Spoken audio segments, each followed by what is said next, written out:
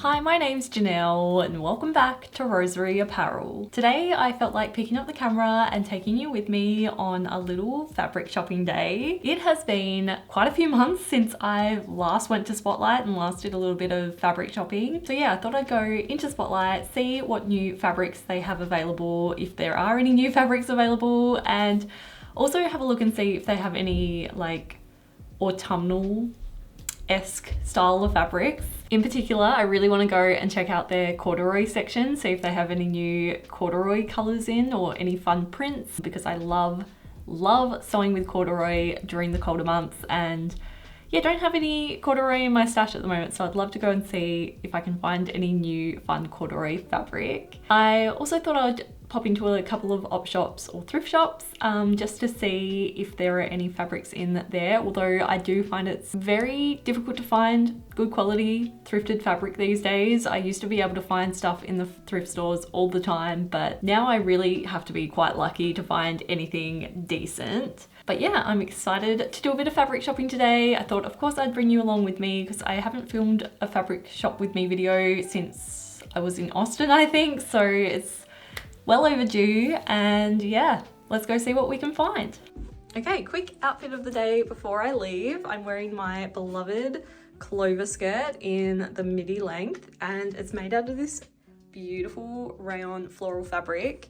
It's going to be like 25 degrees today, so this is the perfect floaty, airy fabric for a semi-warm day. I've also paired it with my favorite black Uniqlo t-shirt and my classic Sergers. And I've got a tote bag, which hopefully I will have filled up with fabric by the end of today. So the first stop of the day was of course Spotlight. Like I said, it's been quite a few months since I last had a proper browse at all of the fabrics. However, there weren't all that many new fabrics that caught my eye this time, except I did stumble upon these couple of Liberty fabrics. Spotlight has not stocked Liberty for years, and this collection was only quilting fabric, but I'm really hopeful that they might start stocking other Liberty fabric types as well soon, so fingers crossed for that. My biggest tip for shopping for fabric, by the way, is to find a mirror and actually hold the fabric up to yourself, as I find it's really helpful to visualize what the finished garment will look like and to check if the fabric actually works with your skin tone and things like that. Here's a sneaky peek of the collection of fabrics that I just had to take home with me. The first op shop I stopped into had changed up their bedding and linen section and now packaged them all up in plastic, which made looking through all the different pieces so unnecessarily difficult, not to mention the unnecessary use of plastic as well. There was also a small selection of fabric that thankfully wasn't packaged in plastic, but sadly I didn't find anything. But then I went to the book section and ended up finding quite a lot of books that I've been wanting to read, and I'll share more about what I ended up finding later in the video. Op shop number 2 had a lot bigger selection of bed linen, and I even found a few handmade quilts, which was really exciting, but sadly the fabrics they'd been made from was not my style at all. I also found this piece that I was super drawn to, something about the print and colours I really loved, but I knew I wouldn't actually end up making or wearing anything from it, so I decided to leave it behind. And again, this shop had a small selection of fabrics, and sadly again I didn't find anything that I loved.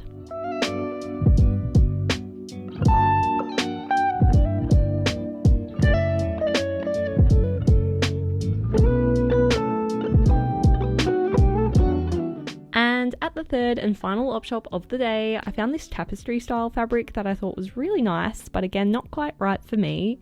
And I also found these cute pillowcases which had a really pretty colour palette. And then lastly, I had a look at the fabric section, and frustratingly, these had all been packaged up in plastic as well.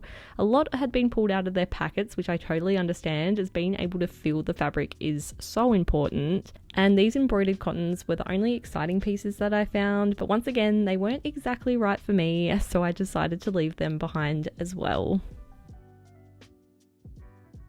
Okay, so I am back from a pretty successful fabric shopping day, even if I do say so myself. I ended up finding 3 beautiful new fabrics from Spotlight and only 1 fabric from the op shop. Yeah, I just detest how they are packaging up all their bed sheets and fabrics in plastic. It just makes looking through everything so much harder, and you aren't able to feel the fabrics either. Like, a lot of people had ripped open the plastic to have a look and see how big the different fabric pieces were, but yeah, I don't see that lasting for long. It just doesn't work. But for where the op shops were lacking in fabric today, they were abundant in the book department. So I actually also have a big pile of books here that I ended up picking up.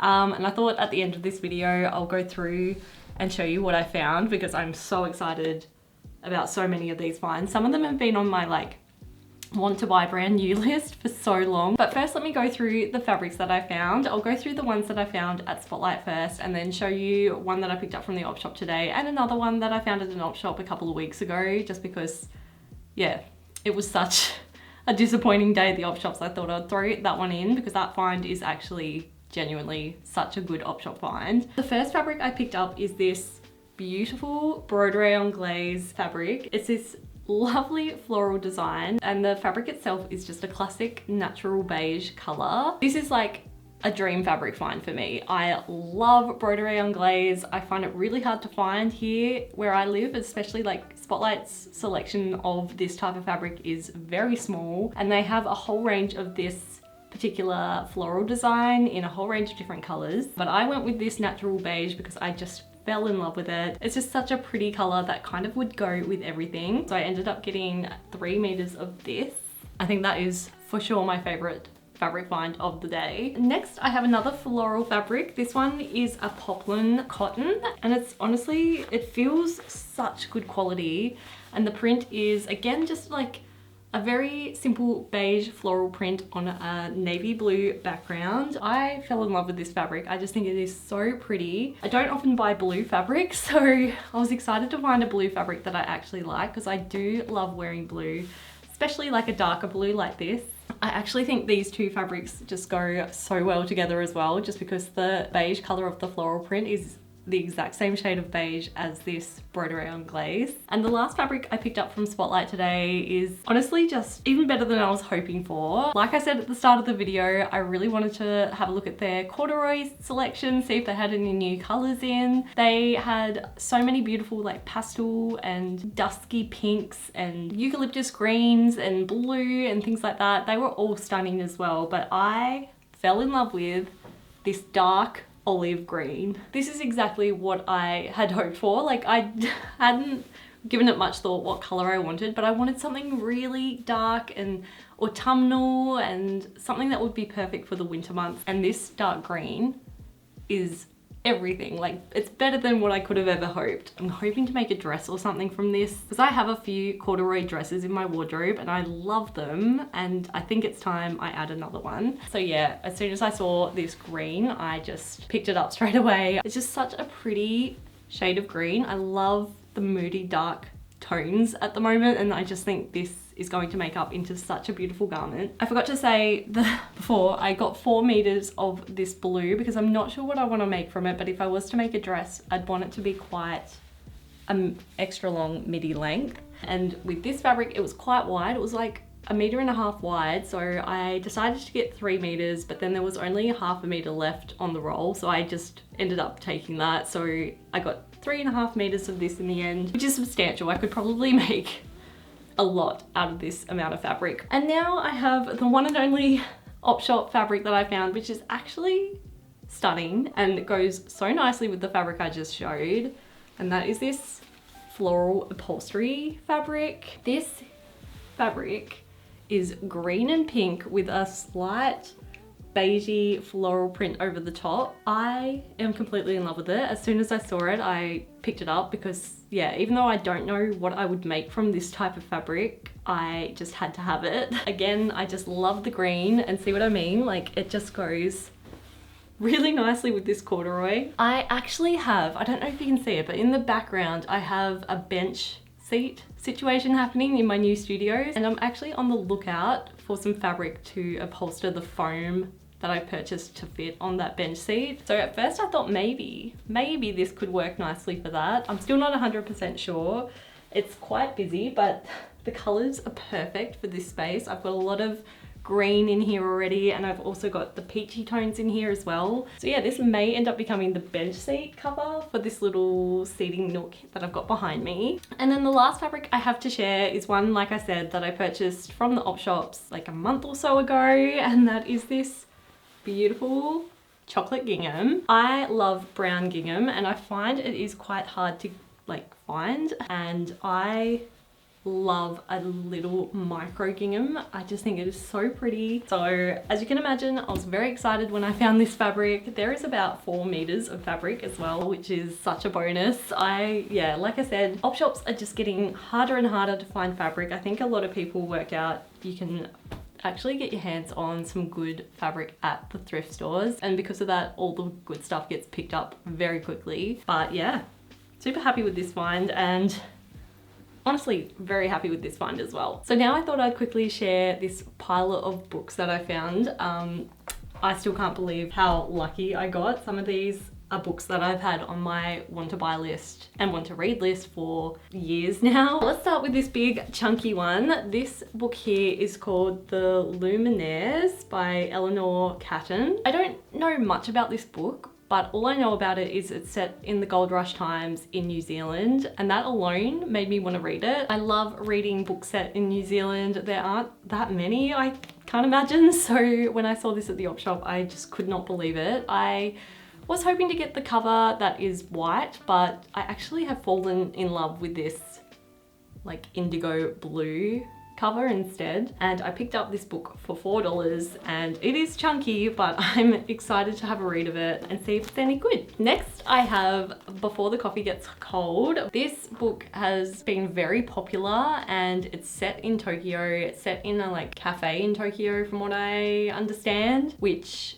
obviously I'm interested in because I love going into cafes in Tokyo, and I feel like this will transport me back to when we were in Japan for 6 months and would go and work in cafes all the time. I have seen this book a lot at my local bookshop, but I haven't picked it up just because I've heard mixed things. Like, it's obviously a very overhyped book, and a lot of people have been kind of let down by the hype, but for $3 at the op shop, I thought I'd pick it up. I think I'm actually gonna read this with Matt like out loud, because I feel like this is a book he would really enjoy as well. So yeah, hopefully it will live up to the hype, and if not, then hopefully the vibes are strong so it can feel like we're back in Tokyo and sitting in all the cute cozy cafes there. The next book is the one I think I'm most excited about because I have been close to purchasing this full price so many times, but for some reason kept putting it off, and I think it's because I was destined to find it for cheap at the op shop, and that is Hamnet by Maggie O'Farrell. From what I understand, this book is based off of the life of Shakespeare's son, and the cover is just so beautiful. I basically have been wanting to pick it up just for the cover alone, and I do think the story sounds interesting as well. But yeah, I found this copy for $4, so straight away picked it up and am really excited to have a read of this one soon. Next, I found Lessons in Chemistry. So this book is obviously very popular. It's now a TV show, and I feel like I have kind of missed the hype.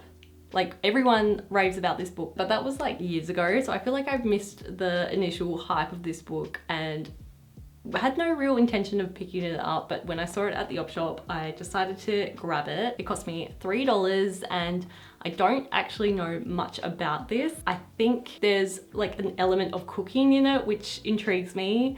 I love reading about food and things like that, so yeah, very excited to have a read of this. The next book I found is one that's a little bit cringe maybe, I don't know, but it is Verity by Colleen Hoover. I personally would never purchase a Colleen Hoover book full price. It's just not my genre. That's not true, because I love thrillers. It's just any book that is like super popular, I instantly am kind of like, don't want to know about it. I don't know, that's probably really snobbish of me to say, but the only book by Colleen Hoover that I have any slight interest in has been this one, and so I picked it up for $3, and I'm honestly kind of excited to read it. I've heard it's very gripping. I've heard it's one of those books that you start and then finish in the one sitting because it's just so engrossing, which does sound fun if I'm honest. Let me know without any spoilers what you think about this book if you've read it. Is it worth the time, or is it just overhyped? The next book I found is another one I don't know all that much about. It's called Together We Fall Apart by Sophie Mathieson. I have actually seen this book at my local bookshop and have read the back, and it sounds really interesting to me. It's set in both London and Melbourne, and so like any book set in Australia, especially Melbourne where I go to a lot, I just am always intrigued. And yeah, I did almost purchase this once, but it was like $32 or something, so I decided not to buy it that time. And then I found this copy at the op shop for $4 and I grabbed it straight away because I am really interested in this story, and the cover's really beautiful as well. Any cover with flowers on it is a winner in my opinion. And the last book that I found is another one that I've had on my like want to read list for ages, but didn't ever really feel like buying it brand new because again, it's quite an overhyped book, but from what I gather, like everyone I know that has read this book has only good things to say about it. So I am really intrigued, and that is Clara and the Sun. I have really been wanting to get their other book called Never Let Me Go. I really want to read that one, but I was happy to find Clara and the Sun and pick it up to read this one first to see if I even like this author's writing. From what I know, this book is about an artificial intelligence and is apparently very heartwarming and focuses around family and things. And this book is the most expensive one out of all the ones I purchased, but it was still only $7. So I think it's a real bargain for such a beloved book. And yeah, very excited to have a read of this one soon as well. So I hope you enjoyed coming fabric shopping with me today and coming for a little bit of an impromptu book shopping day as well. I always feel so inspired when I get new fabrics. I already have so many fabrics and I know I shouldn't be buying new ones, but I can't help myself, and I'm genuinely so excited to like get this sewing space finished so I can start working on my sewing projects again. And yeah, I'm really excited to start sewing for the colder months too. So I think next week I'll be sharing a autumn sewing plans video where I'll be sharing what I'll be making from each of these fabrics. So yeah, definitely stay tuned for that, and make sure you're subscribed if you're not already, if you want to see what I plan to make with these fabrics. But yeah, if you enjoyed this video, it would really mean a lot to me if you could give it a like, and thank you so much for watching until the very end, and I'll see you in the next one.